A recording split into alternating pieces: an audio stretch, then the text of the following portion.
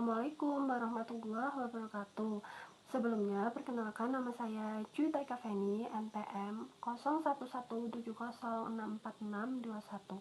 Saya dari kelas manajemen pagi B atau bisa dilihat di sini.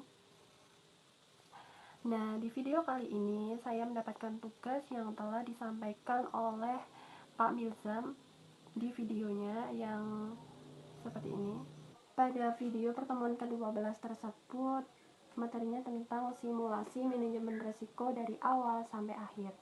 Nah, di situ terdapat pertanyaan mahasiswa yaitu mengenai materi pengelolaan manajemen risiko yang tentang incorporate. Di situ dijelaskan tentang incorporate itu upaya suatu perusahaan membuat grup atau company. Dirasa kurang tepat, seharusnya itu membuat perseroan terbatas atau PT. Terdapat non-profit, organisasi kemasyarakatan, dan tidak mengharapkan keuntungan atau kelompok sosial. Nah, selanjutnya standar kompetensi kerja ada 26 standar kompetensi kerja. Tidak hanya digunakan untuk manajemen risiko bisnis. Di buku juga sudah dijelaskan bisa digunakan untuk organisasi nirlaba sebagai pengelolaan anggaran. Di situ terdapat contoh seorang ibu di Amerika kehilangan anaknya karena dibunuh, diakibatkan oleh bentrok antar geng. Nah, ibu tersebut secara sadar membuat suatu perkumpulan atau organisasi tentang kenakalan remaja.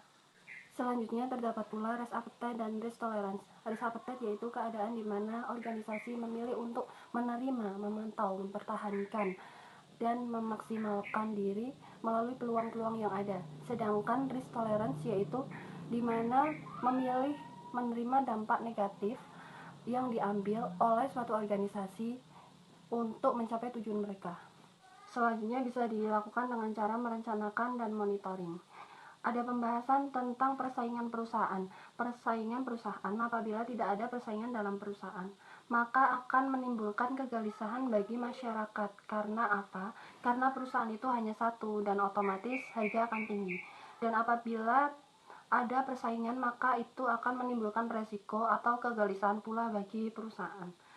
Maka persaingan itu bisa dikatakan sebagai motivasi. Apabila tidak ada persaingan juga akan menimbulkan no spirit. Lalu bagaimana sih cara menerapkan manajemen risiko di lapangan? Kita dapat memantau secara langsung, dapat melakukan pengenalan lingkungan internal, melakukan identifikasi risiko, dan juga penilaian risiko yang nantinya akan dapat diketahui tanggapan risiko, pengendalian aktivitas, informasi, dan komunikasi.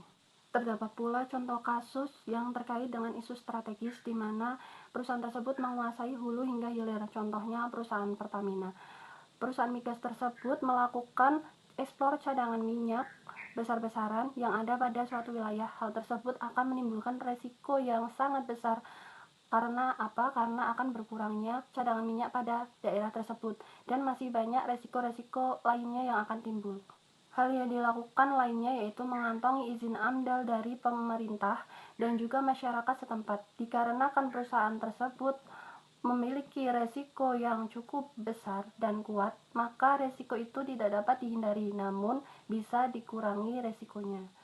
Cukup sekian video review dari saya. Wassalamualaikum warahmatullahi wabarakatuh.